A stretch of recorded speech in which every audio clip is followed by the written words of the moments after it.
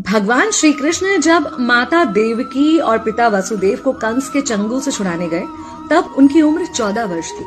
उनकी माता ने उनसे पूछा कि बेटा तुम तो भगवान हो, तो तुम हमें पहले ही कंस के चंगुल से छुड़ा सकते थे, इतनी देर क्यों कर दी? तो कृष्ण जी ने कहा, माता क्या पिछले जन्म में आपने मुझे 14 वर्ष का वनवास नहीं दिया था? माता हैरान रह गई, बोली ये क्या कह रहे हैं आप?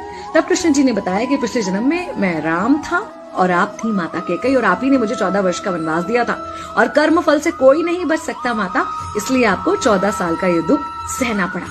तब आश्चर्यचकित होते हुए माता ने पूछा, तो फिर यशोदा पिछले जन्म में कौन थी? कृष्ण जी ने बताया, वो थी माता कौशल्या, जो 14 साल तक अपने पुत्र से अलग रही थी। उन्होंने उस दुख को सहा था, इसलिए इस जन्म में 14 साल मैं उनके पास रहा और मेरे साथ रहने का, माता और पुत्र के प्रेम का सुख उन्हें मिला।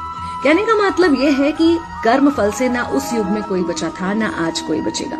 खुद भगवान भी कर्म फल से नहीं बच सकते, इसलिए अपने हर एक कर्म को बहुत सोच समझ कर कीजिए, क्योंकि जिसके भी खिलाफ आप कुछ गलत कर रहे हैं उससे आपकी शत्रुता कुछ समय या शायद एक जन्म की है, लेकिन उसके साथ कुछ गलत करके आप अपने कई जन्म बिगाड़ सकते हैं।